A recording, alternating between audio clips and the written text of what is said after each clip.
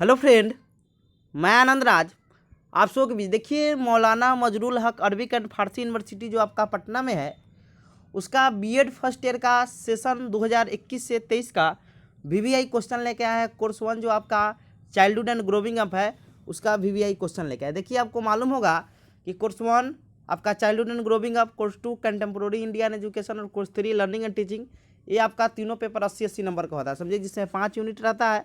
5 unit में आपका 10 question रहेगा, 10 में से 5 का जवाब देना रहता है। प्रत्येक यूनिट में से एक क्वेश्चन आपका 16 नंबर का रहता है, समझे। फुल मार्क्स आपका 80 नंबर, 20 नंबर का प्रैक्टिकल आपके कॉलेज में असाइनमेंट लिखा जाता है, समझे। और 3 घंटा इसमें टाइम मिलता है। देखिए, मौलाना यूनिवर्सिटी का देखिए, हम 2000 आपका 20 का भी गेस किए थे, 21 का भी गेस किए हुए थे, समझे। जो 22 में एग्जाम हुआ, 20 वाला 21 हुआ था। एकदम हु बहु क्वेश्चन मैक्सिमम 10 में से 7-8 आता ही आता है, समझे। आप इतने क्वेश्चन को पढ़ के जाइएगा, आपके एग्जाम में बहुत अच्छा नंबर आएगा, समझे। देखिए, एक और चीज़ आपको बताते हैं कि किन्हीं को नोट्स चाहिए पूरा कोर्स का, कोर्स 1 से कोर्स 7 तक, समझे। यानी कोर्स 1 से लेकर कोर्स 7 तक। तो इस नंबर पर बहुत कम पे करके आप क्या कर सकते हैं, नोट्स ले सकते हैं। 9576002401 पर बहुत कम पे करके आपको क्या होगा कि नोट्स मिल जाएगा सभी कोर्स का। तो आइए हम स्टार्ट करते हैं। ऊपर में लिखा हुआ है VVI question BEd first year 2022, session हो गया 2021 से 23। यूनिवर्सिटी हो गया मौलाना यूनिवर्सिटी पटना, जिसे MMHAPU कहते हैं, समझे। फुल मार्क्स 80 हो गया। टाइम 3 घंटा। कोर्स नेम हो गया 1, जिसे 101 भी बोलते हैं, समझे। कोर्स नेम 101 होता है मौलाना यूनिवर्सिटी में। और आपका childhood and growing of paper का नाम हो गया। देखिए, यूनिट 1 में आपका 2 क्वेश्चन रहेगा। देखिए, ध्यान से बात सुनिएगा, समझे। कौन क्वेश्चन आएगा, देखिए। 3 मनोवैज्ञानिक के बारे में पढ़ना है आपका, समझे। कोहलबर्ग, इरिक्सन और इरिक्सन इस बार आ गया है 2001, मतलब जो 22 में एग्जाम हुआ था अभी कुछ दिन पहले, तो मतलब 20-22 सेशन का। तो आप देखिए, आपका 2 फिक्स हो गया है, समझे। यानी कोहलबर्ग और पियाजे दम आएगा ही आएगा एग्जाम में यूनिट 1 में। तो आप, क्योंकि इस बार संभावना क्या है आपका कोहलबर्ग आने का, समझे। कोहलबर्ग एकदम पढ़ ही के जाइएगा। इसका वीडियो प्लेलिस्ट में मिल जाएगा। नोट्स लेना है तो पेड करके आप बहुत कम पे करके नोट्स ले सकते हैं, समझे। तो एकदम फिक्स है, क्वेश्चन आपका रहेगा ही रहेगा कि कोहलबर्ग के नैतिक विकास सिद्धांत की विवेचना करें तथा इसके शैक्षिक महत्व को लिखे, यानी discuss the Kohlberg theory of moral development, समझे। बहुत वीवीआई क्वेश्चन है, देख के ही जाइएगा। कोहलबर्ग के नैतिक विकास सिद्धांत की विवेचना करें तथा इनके शैक्षिक महत्व को लिखे। दूसरा क्वेश्चन है, देखिए, एक क्वेश्चन कोहलबर्ग मतलब सिद्धांत से आता है और एक क्वेश्चन आपका बाल्यावस्था से आता ही आता है, समझे। एकदम फिक्स है, रहेगा ही रहेगा, समझे। तो क्वेश्चन है, बाल्यावस्था को परिभाषित कीजिए। बाल्यावस्था में होने वाले प्रमुख विकासों का वर्णन करें, यानी शारीरिक विकास, मानसिक विकास, सामाजिक विकास, संवेगात्मक विकास, ये सब विकास के बारे में लिखना है, समझे। तो वही क्वेश्चन है, बाल्यावस्था को परिभाषित कीजिए। बाल्यावस्था में होने वाले प्रमुख विकासों का वर्णन करें, यानी define childhood, describe the major development in childhood, समझे। और देखिए, 2 क्वेश्चन तो आएगा, लेकिन एक्स्ट्रा में हम क्वेश्चन दे दिए हैं कि देखिए, अब 2 सिद्धांत तो आएगा ही आएगा, पियाजे और कोहल, लेकिन पियाजे ज़्यादा है, लेकिन कोहलबर्ग भी आप पढ़ के ही एग्जाम में जाइएगा। क्वेश्चन है कि पियाजे द्वारा प्रतिपादित विकास के संज्ञानात्मक सिद्धांत की व्याख्या करें तथा उनके शैक्षिक निहितार्थों की चर्चा करें, यानी कह रहा है कि पियाजे द्वारा प्रतिपादित विकास के संज्ञानात्मक सिद्धांत की व्याख्या करें तथा उनके शैक्षिक निहितार्थों की चर्चा करें, यानी discuss the cognitive theory of development given by Piggott with the educational implication, समझे। यानी कह रहा है कि पियाजे द्वारा प्रतिपादित विकास के संज्ञानात्मक सिद्धांत, समझे। और कोहलबर्ग नैतिक विकास का सिद्धांत दिया था, और इरिक्सन जो आपका मोनोसामाजिक विकास का सिद्धांत दिया था, समझे। तो ये 3 क्वेश्चन पढ़ लीजिएगा, आपका यूनिट 1 इसी से क्लियर हो जाएगा। इसके अलावा आपको पढ़ने की कोई आवश्यकता नहीं है।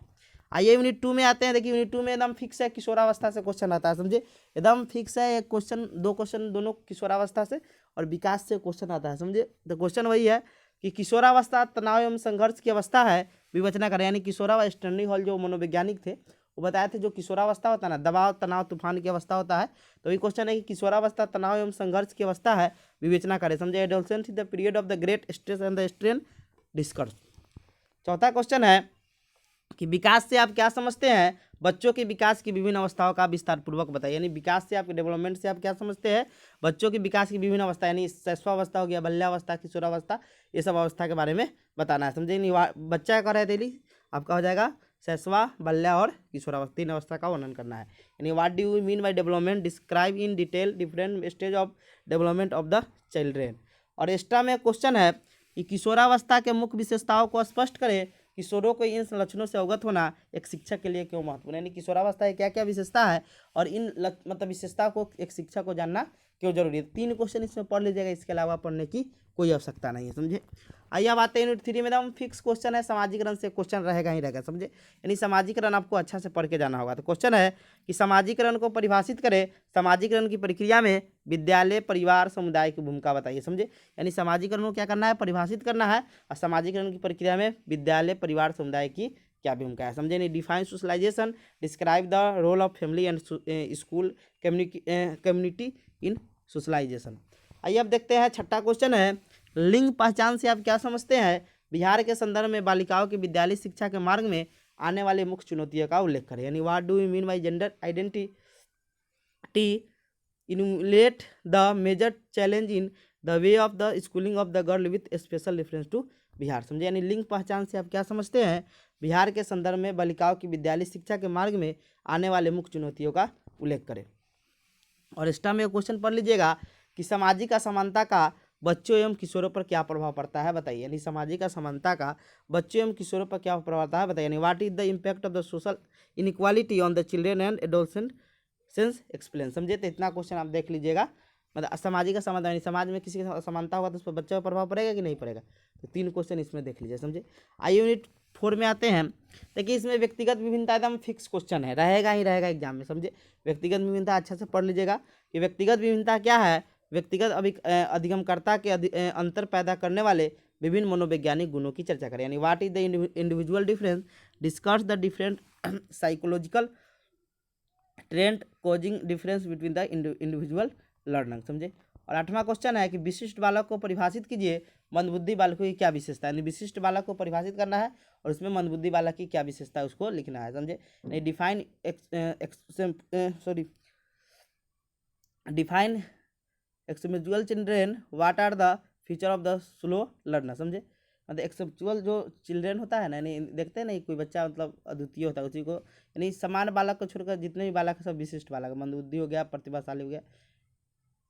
अब देखिए इसी क्वेश्चन को ऐसे भी पूछा जा सकता है, समझे। मैंने यही विशिष्ट बालक को यही वाला क्वेश्चन ऐसे भी पूछा जा सकता है कि बौद्धिक अक्षम या मानसिक रूप से विकलांग अथवा मंदबुद्धि बालकों और उनकी शिक्षा, मतलब यहाँ बालकों नहीं होगा, मंदबुद्धि बालकों और उनकी शिक्षा की विवेचना करें, समझे। यानी क्वेश्चन ऐसे भी आपको घुमाकर ये नहीं होगा, पूछ सकता है, समझे।